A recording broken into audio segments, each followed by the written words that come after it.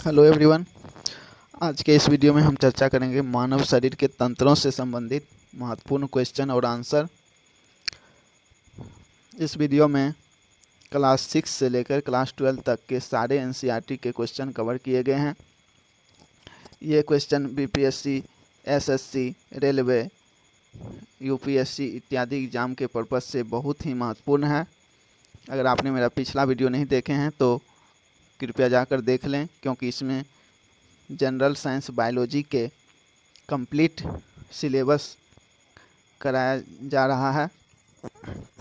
चलते हैं हम क्वेश्चन की ओर। इससे पहले आपने मेरे चैनल को सब्सक्राइब नहीं किया है तो सब्सक्राइब कर लें और बेल आइकन को प्रेस कर लें। चलते हैं क्वेश्चन की ओर।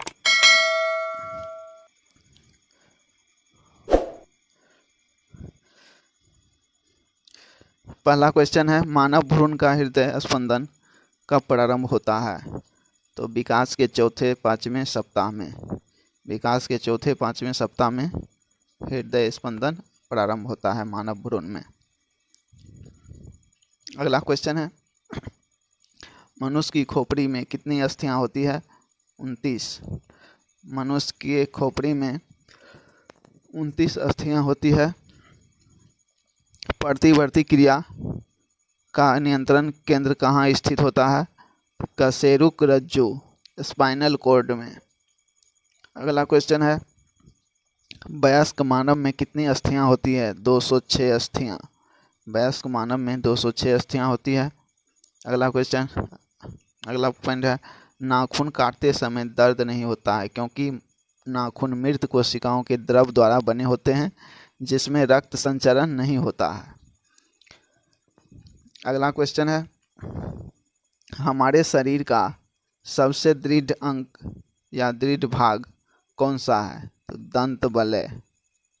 दंत बलय हमारे शरीर का सबसे दृढ़ भाग है। अगला है, शल्य क्रिया में आर्थोप्लास्टी का क्या कार्य है? तो शल्य क्रिया में आर्थोप्लास्टी का कार्य है जोड़ का प्रतिस्थापन करना। आगे चलते हैं। मानव शरीर में सबसे छोटी हड्डी कान की होती है जिसे स्टेपिज कहा जाता है। अगला क्वेश्चन है, मानव शरीर में सबसे लंबी अस्थि कौन सी होती है? तो फीमर। फीमर मानव शरीर में सबसे लंबी अस्थि होती है। अगला क्वेश्चन है, कशेरुक रज्जु स्पाइनल कॉर्ड में कितने जोड़ी तंत्रिकाएं होती है? तो 31 जोड़ी। अगला है, मनुष्य के शरीर में पसलियों के कितने जोड़े पाए जाते हैं? 12 जोड़े। मनुष्य के शरीर में पसलियों के 12 जोड़े पाए जाते हैं। अगला है, मानव शरीर में डिम्ब वाहिनी नली में शुक्राणु डिम्ब को निषेचित करता है। डिम्ब ओव्यूम। आगे चलते हैं। अस्थि एवं दंत निर्माण हेतु क्या आवश्यक है? कैल्शियम और फास्फोरस अस्थि एवं दंत निर्माण हेतु आवश्यक है। अगला क्वेश्चन है, मानव शरीर की सबसे मजबूत पेशियां कौन सी है? मानव शरीर की सबसे मजबूत पेशियां जबड़ों की पेशी है। अगला क्वेश्चन है, परिवर्धनशील भ्रूण की शुष्कन से कौन रक्षा करता है? परिवर्धनशील भ्रूण की ड्राइंग से कौन रक्षा करता है? तो उल्ब रक्षा करता है। अगला क्वेश्चन है, मानव के जीवन काल में कितने दांत 2 बार विकसित होते हैं? 20 दांत 2 बार विकसित होते हैं। अगला क्वेश्चन है, मानव शरीर की सबसे बड़ी गुहा कौन सी है? कोलम या स्प्लिंकिंग गुहा? कोलम गुहा मानव शरीर की सबसे बड़ी गुहा है। अगला क्वेश्चन है, त्वचा पर चोट लगने के बाद इसका पुनरुद्भवन किसके द्वारा किया जाता है? तो घनाकार उपकला के द्वारा इसका पुनरुद्भवन किया जाता है। अगला क्वेश्चन है, कंडरा किसको जोड़ती है? कंडरा जो है इंग्लिश में इसको टेंडन कहा जाता है। कंडरा पेशी को अस्थि से जोड़ता है। अगला क्वेश्चन है, स्नायु किसको जोड़ता है? स्नायु जो है अस्थि को अस्थि से जोड़ता है। कंडरा पेशी को अस्थि से जोड़ता है, स्नायु अस्थि को अस्थि से जोड़ता है। स्नायु एवं कंडराएं कैसे उत्तक है? संयोजी उत्तक। स्नायु एवं कंडरा संयोजी उत्तक है। आगे चलते हैं। अस्तनियों की अस्थि उपास्थि से क्यों भिन्न होती है? हैवर्सियन नलिकाओं के कारण। हैवर्सियन नलिकाओं के कारण जो है अस्तनियों की अस्थि उपास्थि से भिन्न होती है। अगला क्वेश्चन है, अस्थि का मैट्रिक्स किस प्रोटीन का बना होता है? ओसिन का। अस्थि का मैट्रिक्स किस प्रोटीन का बना होता है? तो ओसिन का। अस्थियों को कठोर बनाने वाले लवण मुख्यतः क्या होते हैं? कैल्शियम और मैग्नीशियम के फॉस्फेट। अगला क्वेश्चन है, कौन लसिका में किन रुधिराणुओं की अनुपस्थिति होती है? लाल रुधिराणु। लसिका में किन रुधिराणुओं की अनुपस्थिति होती है? तो लाल रुधिराणु RBCs। कौन सा प्रोटीन त्वचा, बाल, नाखून, सींग तथा खुर के निर्माण में सहायक है? तो कीरेटिन त्वचा, बाल, नाखून, सींग, खुर के निर्माण में सहायक है। अगला क्वेश्चन है, अस्थि में कौन सा प्रोटीन पाई जाती है? अस्थि में ओसिन नामक प्रोटीन पाई जाती है। अगला क्वेश्चन है, अस्थि में मुख्यतः कौन से अकार्बनिक पदार्थ पाए जाते हैं? कैल्शियम तथा मैग्नीशियम के फॉस्फेट। आगे चलते हैं। मज्जा गुहा का निर्माण किस प्रकार की कोशिकाएं करती है? ओरेस्टियोक्लास्ट नामक कोशिकाएं मज्जा गुहा का निर्माण करती है। आगे चलते हैं। अस्थियों का निर्माण किन उत्तकों से होता है? संयोजी उत्तक से। शिशुओं में कुल कितनी अस्थियां पाई जाती है? 300 अस्थियां। शिशुओं में 300 अस्थियां पाई जाती है। मानव शरीर। अगला क्वेश्चन है, मानव शरीर के किस अंग में सबसे अधिक अस्थियों की संख्या होती है? तो हाथ में। किस प्रकार की संधियों द्वारा हमारी खोपड़ी की अस्थियां परस्पर जुड़ी होती है? अचल संधि के द्वारा। आगे चलते हैं। मनुष्य के कंकाल में कब्जा संधि का एक उत्कृष्ट उदाहरण किन अस्थियों की संधि में मिलता है? अल्ना एवं ह्यूमरस की अस्थियों में मनुष्य के कंकाल में कब्जा संधि का वाली अस्थि का उदाहरण मिलता है।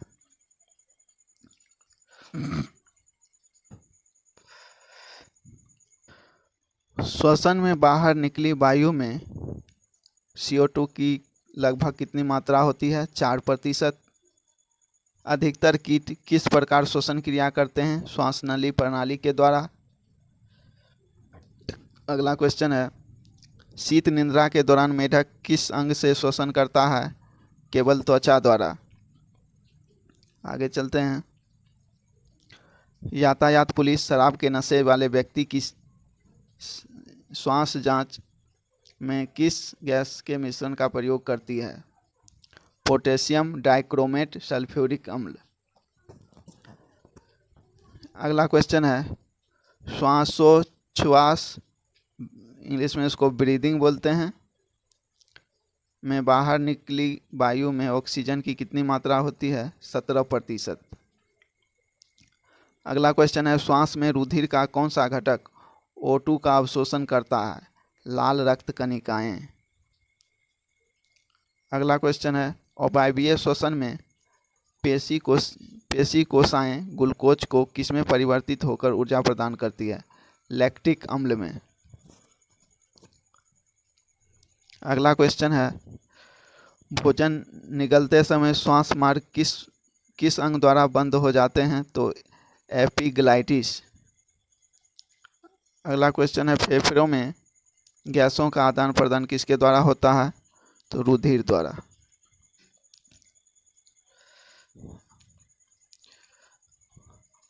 क्रेब्स चक्र की क्रिया किस कोशिकांग में संपन्न होती है? माइटोकॉन्ड्रिया। ऑक्सीश्वसन की क्रिया कोशिका के किस भाग में संपन्न होती है? कोशिका द्रव एवं माइटोकॉन्ड्रिया में। ग्लाइकोलाइसिस क्रिया को ऑक्सी तथा अनॉक्सी श्वसन का समान चरण माना जाता है। आगे चलते हैं, श्वसन द्वारा उत्पन्न ऊर्जा का संचय किस रूप में होता है? एटीपी के रूप में। अगला क्वेश्चन है, पहाड़ों पर चढ़ने वालों में आरबीसीज की संख्या अधिक होती है क्योंकि पहाड़ पर वायु कम संघनित होते हैं। अगला क्वेश्चन है, कार्बोहाइड्रेट तथा वसा मेटाबॉलिज्म के प्रमुख अंतिम उत्पाद है? CO2 एवं पायरुविक अम्ल। आगे चलते हैं, अवायवीय श्वसन में कौन सी प्रक्रिया होती है? ग्लाइकोलाइसिस। अगला क्वेश्चन है, मानव में श्वास दर प्रति मिनट कितनी बार होती है? 12 से 15 बार। मानव में श्वास दर लगभग 12 से 15 बार प्रति मिनट होता है। आगे चलते हैं, ग्लाइकोलाइसिस में अंत में ग्लूकोज पायरुविक अम्ल में परिवर्तित हो जाता है। ग्लाइकोलाइसिस में अंत में ग्लूकोज पायरुविक अम्ल में परिवर्तित हो जाता है। अगला क्वेश्चन है, ग्लाइकोलाइसिस के एंजाइम कहाँ पाए जाते हैं? कोशिका द्रव में। ग्लाइकोलाइसिस के एंजाइम कोशिका द्रव में पाए जाते हैं। अगला क्वेश्चन है, किस कारण से ऊतक में ऑक्सी हीमोग्लोबिन में ऑक्सीजन निकलकर ऊतक द्रव में जाती है? O2 की कमी और CO2 की अधिकता के कारण। आगे चलते हैं, फेफड़ों की कोशिकाओं में गैसीय विनिमय किस प्रकार होता है? सक्रिय ट्रांसपोर्ट के द्वारा। अगला क्वेश्चन है, मानव शरीर में श्वसन केंद्र कहाँ स्थित होता है?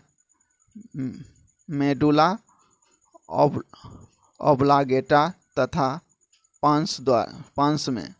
मेडुला ऑब्लांगेटा तथा पांस में। अगला क्वेश्चन है, फेफड़ों के ऊपर का आवरण किसका बना होता है? प्लूरल कला। अगला क्वेश्चन है,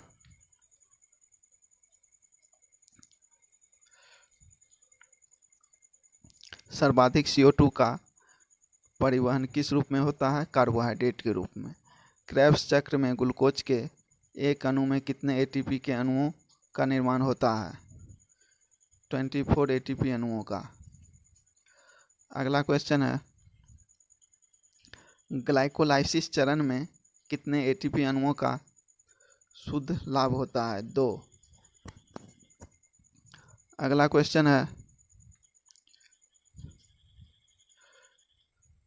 किण्वन अर्थात अनॉक्सी श्वसन की खोज सर्वप्रथम किसने की थी? लुई पाश्चर ने, ईस्ट में। अगला क्वेश्चन है, फेफड़ों तथा अशुद्ध रक्त, फेफड़ों तक अशुद्ध रक्त किसके द्वारा पहुंचाया जाता है? फुफ्फुस धमनी के द्वारा फेफड़ों तक अशुद्ध रक्त पहुंचाई जाती है। अगला क्वेश्चन है, फेफड़ों द्वारा शुद्ध किया गया रक्त बाएं आलिंद में किसके द्वारा पहुंचाया जाता है? फुफ्फुस शिरा के द्वारा। आगे चलते हैं,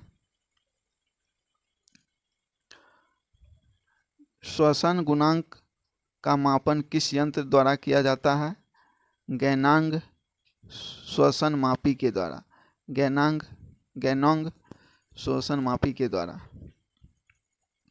ऑक्सीजन की कमी के कारण शरीर के ऊतकों में ऑक्सीजन की कमी होना हाइपोक्सिया या अनोक्सिया कहलाता है। अगला क्वेश्चन है, श्वसन क्रिया में वायु के किस घटक की मात्रा में कोई परिवर्तन नहीं होता है? तो नाइट्रोजन की मात्रा में। आगे चलते हैं।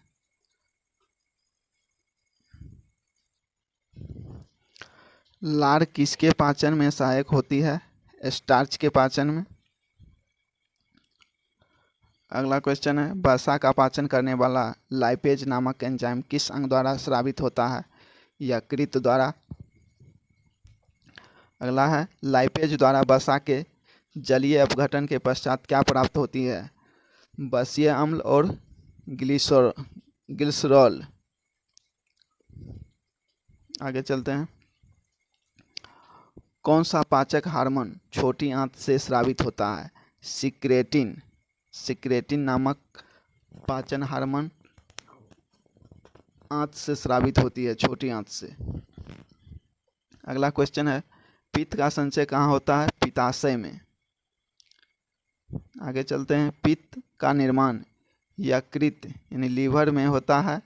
यह वसा को बसीय अम्लों में तोड़कर पाचन में सहायता करता है। आगे चलते हैं। किस अंग में प्रोटीन का पाचन पूर्ण होता है? आंत में। आमाशय की भित्ति से कौन सा हार्मोन स्रावित होता है? गैस्ट्रिन। गैस्ट्रिन। लार का टाइलिन एंजाइम किस माध्यम से क्रियाशील होता है? हल्के अम्लीय माध्यम से। आगे चलते हैं। आमाशय की दीवार का पेशी संकुचन क्या कहलाता है? कर्मांकुचन। अगला है, पाचन तंत्र के किस रस में कोलेस्ट्रॉल पाया जाता है? पित्त रस में। कार्बोहाइड्रेट किस रूप में शरीर में संग्रहित होता है? ग्लाइकोजन। ग्लाइकोजन के रूप में कार्बोहाइड्रेट शरीर में संग्रहित होता है। आगे चलते हैं। आमाशय में भोजन के जीवाणु को कौन नष्ट करता है? HCl। अगला क्वेश्चन है, मानव शरीर की किस संरचना में कृमि रूप परिशेषिका पाई जाती है? बड़ी आंत में। आगे चलते हैं। मानव शरीर का वह अंग जो ग्लाइकोजन के रूप में कार्बोहाइड्रेट का भंडारण करता है? यकृत। एक स्तनधारी में सबसे बड़ी ग्रंथि कौन सी होती है? यकृत।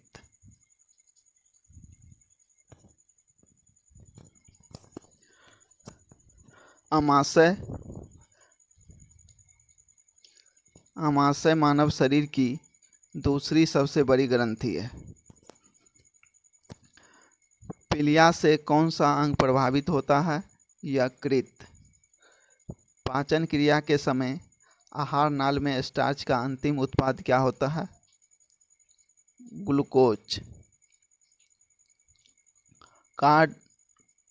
कार्ड मछली के यकृत तेल में कौन सा विटामिन प्रचुर मात्रा में पाई जाती है? Vitamin A. कॉड मछली के तेल में यकृत तेल में कौन सा विटामिन प्रचुर मात्रा में पाई जाती है? Vitamin A. आगे चलते हैं। मम्प्स या गलसुआ पैरामिक्सो वायरस द्वारा फैलाई जाने वाली बीमारी है। मम्प्स पैरामिक्सो वायरस द्वारा फैलाए जाने वाली बीमारी है, जिसमें पैरोटिड ग्रंथि में सूजन, जलन व दर्द होने लगता है।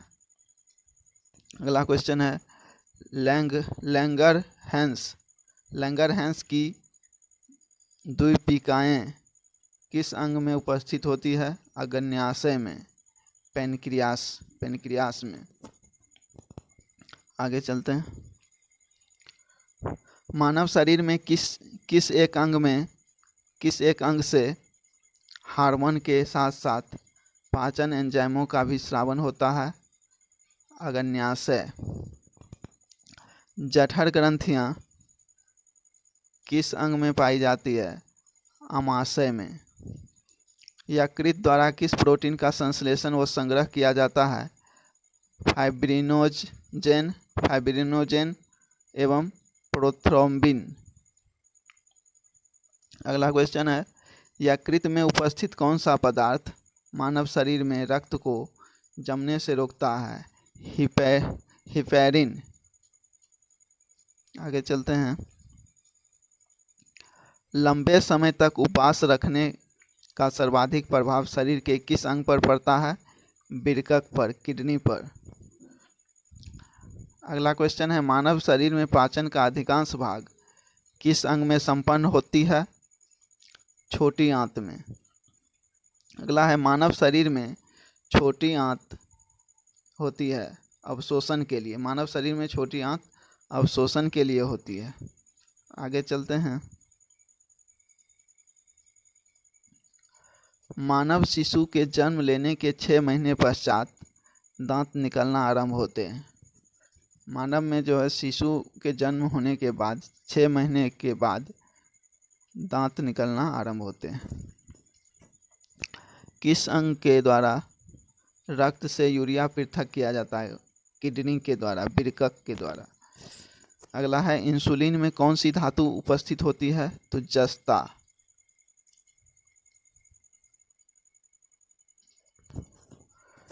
मानव शरीर में यूरिया का निर्माण किस अंग में होता है? यकृत में। अल्कोहल के निराबिशन के लिए कौन सा मानव अंग उत्तरदायी है? यकृत। अगला है, मनुष्य के शरीर में खून के शुद्धिकरण की प्रक्रिया को क्या कहते हैं? रक्त अपोहन, डायलिसिस। सर्वाधिक विषाक्त उत्सर्जी पदार्थ कौन है? अमोनिया। अगला क्वेश्चन है, मूत्र की मात्रा का नियंत्रक है ADH, एंटी डाययूरेटिक हार्मोन, एवं एल्डोस्टेरोन। ADH एवं एल्डोस्टेरोन मूत्र की मात्रा का नियंत्रण करता है। अगला क्वेश्चन है, एक वयस्क स्वस्थ मनुष्य द्वारा एक दिन में उत्सर्जित मूत्र की मात्रा है लगभग 1.5 लीटर। अगला क्वेश्चन है, कौन सी औषधि मूत्र के स्राव को प्रोत्साहित करती है? डायूरेटिक औषधि मूत्र के स्राव को प्रोत्साहित करती है। अगला क्वेश्चन है, विल्स रोग में कौन सा अंग प्रभावित होता है? वृक्क, किडनी। आगे चलते हैं। हेमिकार्डेटा संघ के जीवों में किस द्वारा उत्सर्जन होता है? कोशिका गुच्छ के द्वारा। विभिन्न जंतुओं में उर्या उत्सर्जी अंग।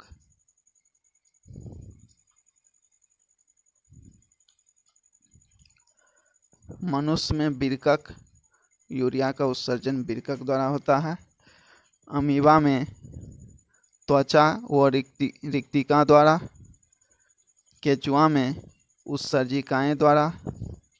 झींगा मछली में हरित ग्रंथियां द्वारा ऊर्जा का उत्सर्जन होता है। फीता कृमि में फ्लेम कोशिका द्वारा।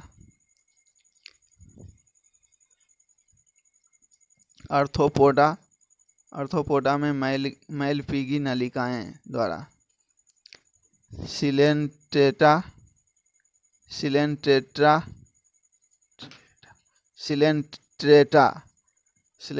में त्वचा व मुख द्वारा। आगे है, वृक्क में पथरी, किडनी स्टोन, यूरिया अम्ल, कैल्शियम ऑक्जेलेट तथा कैल्शियम फॉस्फेट के कारण बनती है। किडनी में पथरी जो है यूरिया अम्ल, कैल्शियम ऑक्जेलेट, कैल्शियम फॉस्फेट आदि के कारण बनते हैं। आगे चलते हैं। गुर्दे की कार्यात्मक इकाई क्या है? नेफ्रॉन। गुर्दे की कार्यात्मक इकाई नेफ्रॉन है। नाखून में कौन सा प्रोटीन पाया जाता है? केराटिन। नाखून में केराटिन नामक प्रोटीन पाया जाता है। किडनी वृक्कों के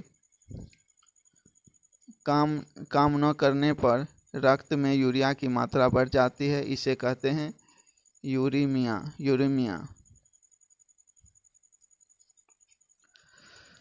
अगला क्वेश्चन है, मनुष्य में किस प्रकार का उत्सर्जन पाया जाता है? यूरियोटेलिक उत्सर्जन। यूरोक्रोम का निर्माण कैसे होता है? लाल रुधिर कणिकाओं के हीमोग्लोबिन से। अगला क्वेश्चन है, वृक्क यानी कि किडनी से प्रति मिनट औसत रक्त प्रवाह कितना होता है? 1 से 1.2 लीटर प्रति मीटर। वृक्क नलिकाओं के दूरस्थ कुंडलित भाग से मुख्यतः किसका पुनरावशोषण होता है? सोडियम क्लोराइड का।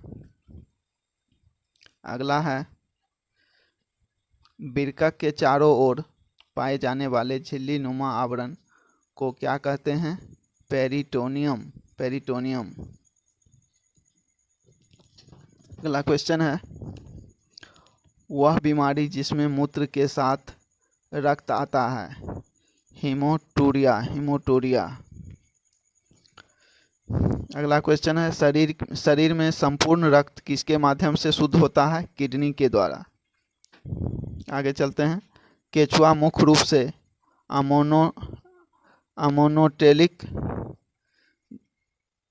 जंतु है, किंतु पर्याप्त जल न प्राप्त होने पर यह यूरियोटेलिक हो जाता है। अमोनोटेलिक यानी अमोनिया उत्सर्जक और यूरियोटेलिक यानी यूरिया उत्सर्जक। आगे चलते हैं। कशेरुकी जंतुओं में उत्सर्जी अंग और उत्सर्जित पदार्थ। वृक्क रुधिर से मूत्र के रूप में अत्यधिक जल व नाइट्रोजनी अवशिष्ट पदार्थ जैसे यूरिया आदि का उत्सर्जन। फेफड़ा जो है अमोनिया को यूरिया में परिवर्तित करता है।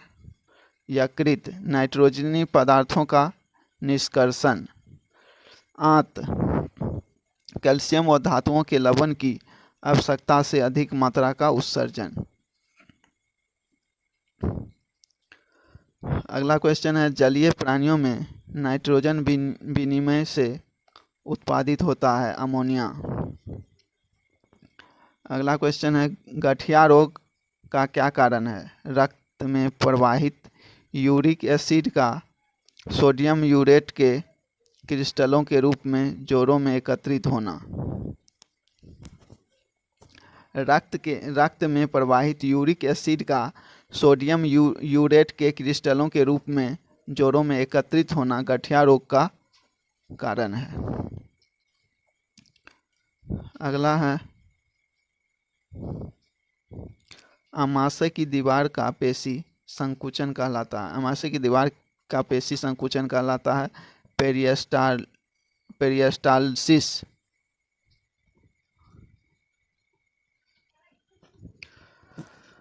मानव शरीर की प्रतिवर्ती क्रिया का नियंत्रण केंद्र कहाँ स्थित होता है? Medulla oblongata.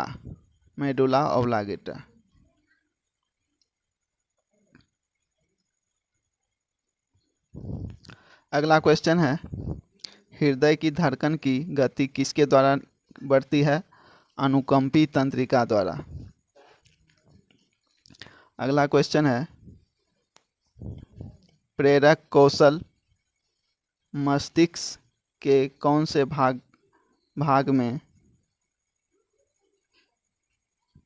भाग के साथ संबंधित है? ललाट भाग, फोरहेड। अगला क्वेश्चन है मानव मस्तिष्क का सबसे बड़ा भाग कौन सा है? रोम्बेनसिफेलॉन।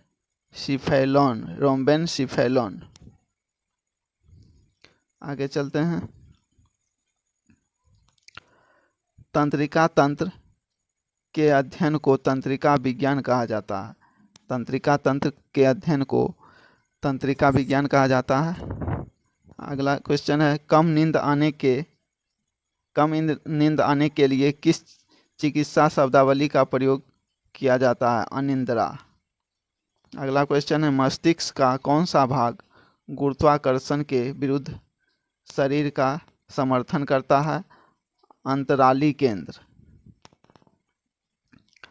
अगला क्वेश्चन है औसतन एक सामान्य मानव मस्तिष्क का भार कितना होता है? 1.36 किलोग्राम। आगे चलते हैं। शरीर में प्रतिवर्ती क्रियाओं का नियंत्रण एवं समन्वयन कौन करता है? मेरु रज्जु, स्पाइनल कॉर्ड। सेरेब्रल पाल्सी का मस्तिष्क संबंधी विकार है जो सामान्यतया छोटे बच्चों में पाया जाता है।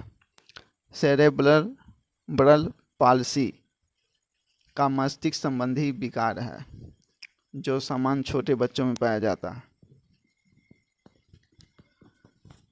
अगला क्वेश्चन है तंत्रिका तंत्र का विकास सर्वप्रथम किस जीव में पाया जाता है?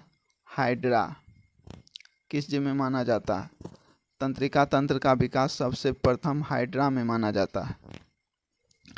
अगला क्वेश्चन है मनुष्य में कपालीय तंत्रिकाओं की संख्या होती है 12 जोड़ी। आगे चलते हैं।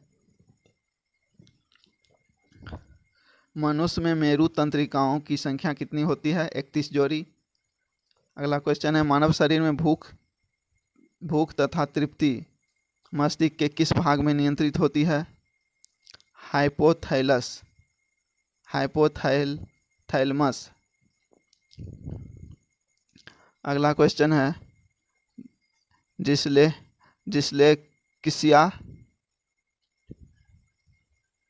डिस्लेक्सिया नामक बीमारी मानव शरीर के किस अंग से संबंधित है? मस्तिष्क।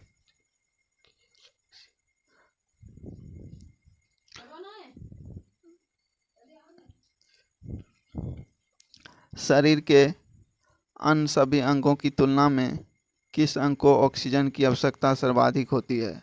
मस्तिष्क को। आगे चलते हैं। तंत्रिका ऊतक का प्रमुख कार्य क्या है? उत्तेजनाओं को प्राप्त करना तथा मेरु रज्जु व मस्तिष्क के आवेग भेजना।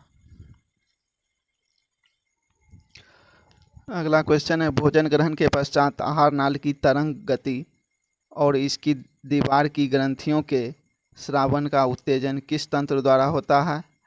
प्राणुकंपी तंत्र द्वारा। अगला क्वेश्चन है कौन से तंत्र हमारे शरीर में समन्वयन का कार्य करते हैं?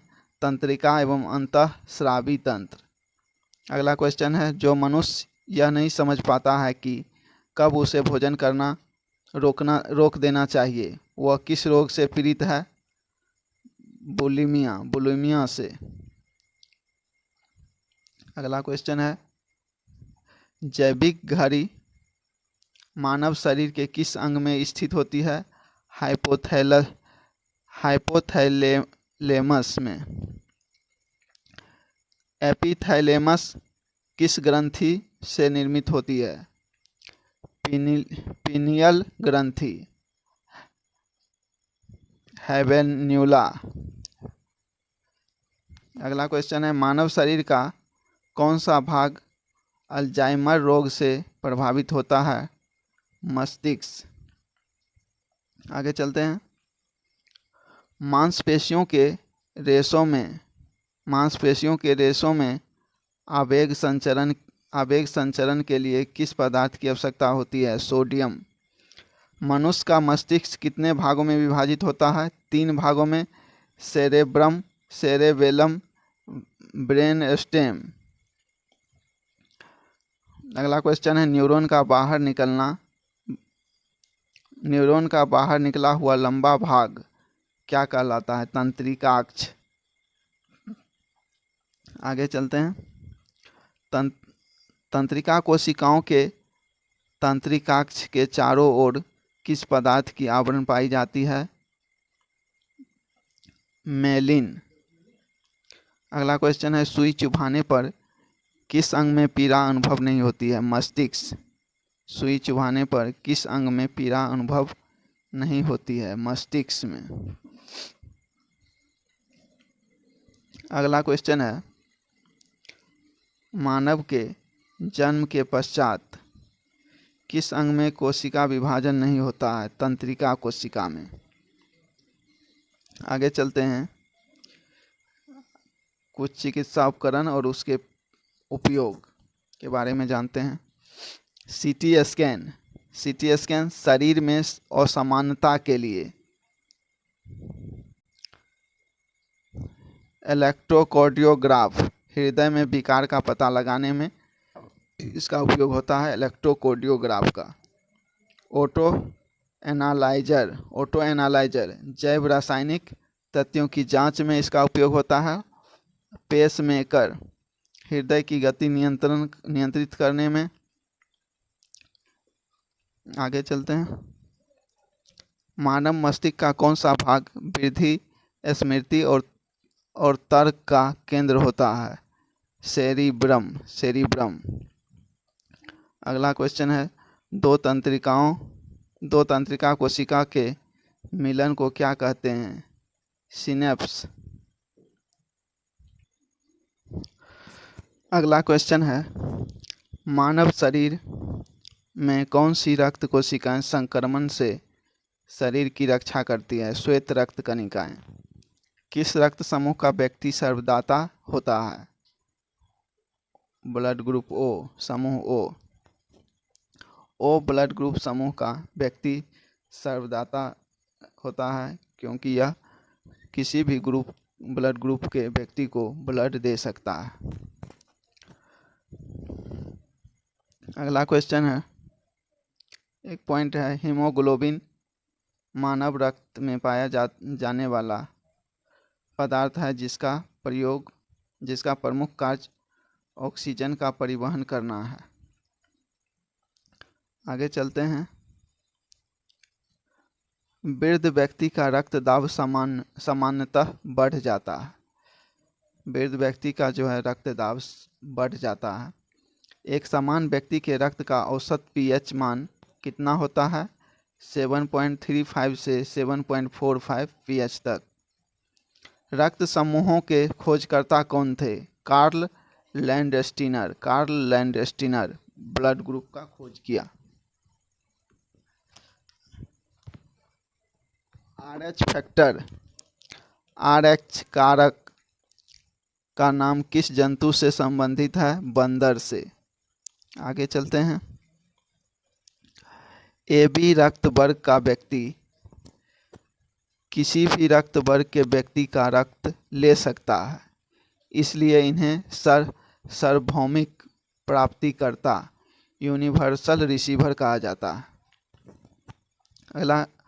अगला क्वेश्चन है, श्वेत रुधिर कणिकाओं का प्रमुख कार्य शरीर की प्रतिरक्षा करना है। अगला क्वेश्चन है, रुधिर के जमने में किस खनिज की आवश्यकता होती है? कैल्शियम। आगे चलते हैं, लाल रक्त कणिकाएं शरीर के किस अंग में नष्ट हो जाती है? प्लीहा में। मनुष्य का औसत रक्तचाप कितना होता है? 120/80 mmHg।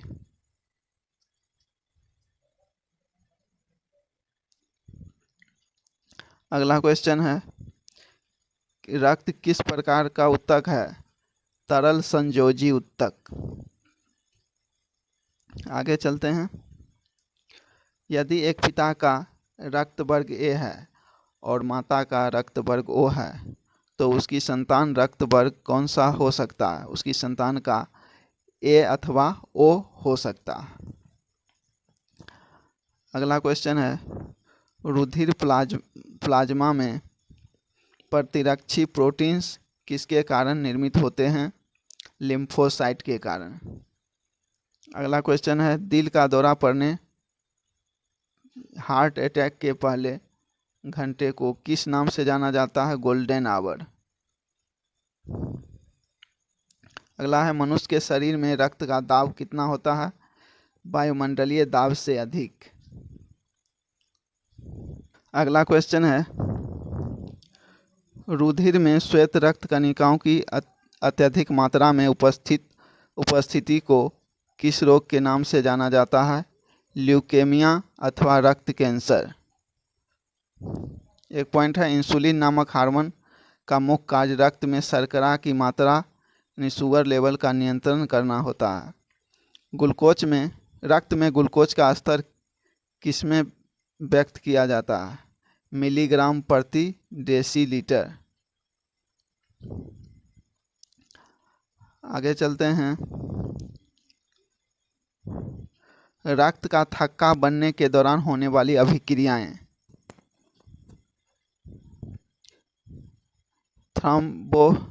Thromboplastin plus prothrombin plus calcium, ये तीनों मिलकर थ्रोम्बिन का निर्माण करता है।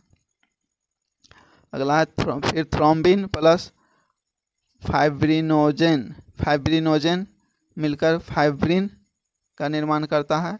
उसके बाद फाइब्रिन प्लस रुधिराणु दोनों मिलकर रक्त का थक्का बनाता है। आगे चलते हैं, जैविक प्रक्रिया को तेज करने में कौन सा पदार्थ उत्तरदायी होता है? एंजाइम। अगला क्वेश्चन है, प्रतिजन एक ऐसा पदार्थ है जो प्रतिरक्षी के निर्माण को उद्दीपित करता है तथा इसकी मुख्य विशेषता प्रतिरोधियों के निर्माण को प्रेरित करना है। अगला क्वेश्चन है, रक्त को हृदय तक पहुंचाने वाली धमनियां क्या कहलाती है? हृदय धमनी। आगे चलते हैं, लाल रक्त कणिकाएं मुख्यतः कहाँ बनती है? अस्थि मज्जा में। अगला क्वेश्चन है, प्लाज्मा में जल का प्रतिशत कितना होता है? लगभग 90%। अगला क्वेश्चन है, स्टार्च के जल अपघटन से कौन सा एंजाइम बनता है? एमाइलेज। स्टार्च के जल अपघटन से एमाइलेज बनता है।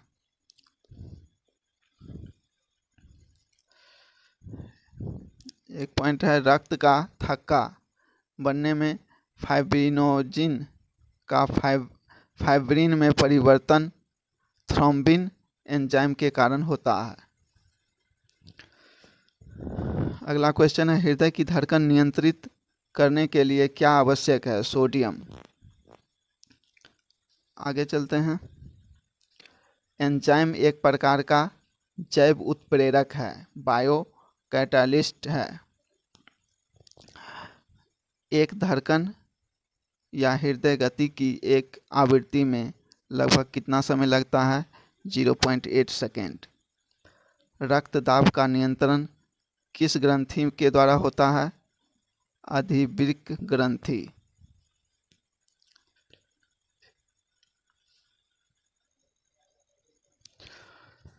अगला क्वेश्चन है, अत्यधिक ऊंचाई पर जाने पर मानव शरीर में लाल रक्त कणिकाओं की संख्या पर क्या प्रभाव पड़ता है? लाल रक्त कणिकाओं की संख्या में वृद्धि होती है। अत्यधिक ऊंचाई पर जाने पर लाल रक्त कणिकाओं में वृद्धि होती है। एनीमिया रोग किस पोषक पदार्थ की कमी के कारण होता है? Folic acid. एनीमिया रोग फॉलिक एसिड के कारण होता है, फॉलिक एसिड की कमी के कारण होता है। अगला क्वेश्चन है, मानव शरीर की सबसे लंबी सिरा कौन सी है? ग्रेट सैफिन्स सिरा पैर में उपस्थित होता है। अगला क्वेश्चन है, रक्त कैंसर ब्लड कैंसर होता है जब श्वेत रक्त कणिका की संख्या हो जाती है 12,000 पर सीसी। जब श्वेत रक्त कणिकाओं की संख्या 12,000 पर सीसी हो जाती है तो ब्लड कैंसर होता है। आगे चलते हैं। रक्तदाब के उपचार में किस कनिकाओं पौधे का रक्तदाब के उपचार में किस पौधे का प्रयोग किया जाता है? सर्पगंधा। मानव शरीर की सबसे बड़ी धमनी कौन सी है? महाधमनी। किस अंग को मानव शरीर का रक्त बैंक कहा जाता है? प्लीहा। आगे चलते हैं। रक्तचाप रक्तदाब मापने के लिए किस उपकरण का प्रयोग किया जाता है? सिग्नोमैनोमीटर।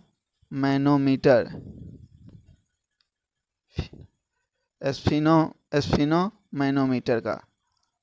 आगे चलते हैं। अशुद्ध रक्त का प्रवाह हृदय, महाधमनी,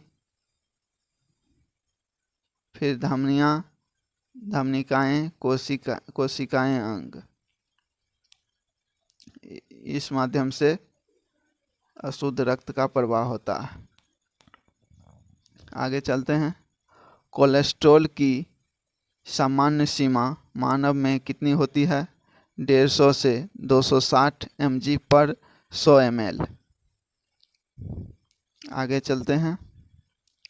रक्त समूह AB को सार्वभौमिक ग्राही क्यों माना जाता है? क्योंकि रक्त समूह में प्रतिरक्षी नहीं पाए जाते हैं।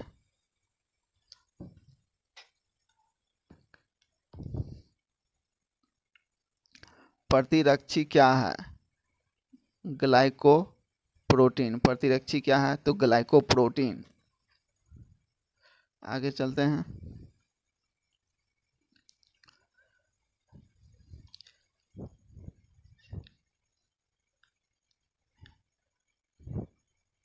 सिकल सेल अनामिया का रोग किसकी विकृति से होता है? RBC। आगे है रक्त परिसंचरण से संबंधित अंग हृदय, रक्त को संपूर्ण शरीर में प्रवाहित करना, धमनियाँ, रक्त को हृदय के अंगों तक पहुँचाना। आगे है शिराएं, शिराएं जो है रक्त को शरीर से हृदय तक पहुँचाना। कोशिकाएं, कोशिकाएं का कार्य है धमनी तथा शिराओं के रक्त का सम्मिलन। अगला क्वेश्चन है रिसैरपिन नामक औषधि का प्रयोग किस लिए किया जाता है? उच्च रक्तदाब को कम करने के लिए। उच्च रक्तदाब को कम करने के लिए रिसैरपिन नामक औषधि का प्रयोग किया जाता है। अगला है कौन सी कोशिका प्रतिरक्षी का उत्पादन करती है? लिम्फोसाइट। लिम्फोसाइट प्रतिरक्षी का उत्पादन करती है। इसके साथ ही ये वीडियो ख़त्म होता है। धन्यवाद।